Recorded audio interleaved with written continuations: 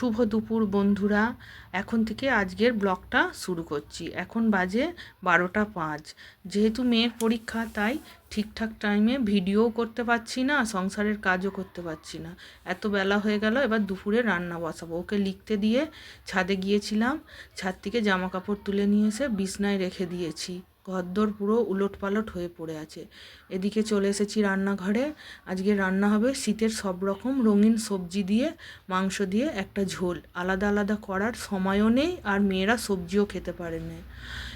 তাই তাদের সবজি খাওয়ানোর জন্যে ইচ্ছা করে এইরকম সব রকম সবজি দিয়ে মাংসর ঝোলটা বানালাম। এদিকে কথা বলতে বলতে একদিকে ভাত আর একদিকে আলু সবজি ভাজতে দিয়ে দিয়েছি। ভাজা হয়ে গেছে, কোনো রকমে তো হালকা করব বলেই জল ঢেলে দিয়েছি। জল ঢেলে দিয়ে এবার ঘরে যেসব অগোছলো জামা কাপড় ছিল, ঘরদোর অপরিষ্কার ছিল, সেইগুলো পরিষ্কার করতে লেগে পড়েছি।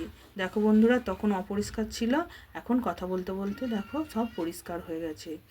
এদিকে রান্নাঘরে এসে দেখি তরকারিটা হয়ে গেছে। তরকারিটা নাবিয়ে ফেলেছি। আমি তো খেয়ে দিয়ে ভয়েস দিচ্ছিলাম বন্ধুরা। ওই তাড়াতাড়ি করেও তরকারিটা খুব সুন্দর হয়েছে। যদি ভিডিওটা ভালো লাগে লাইক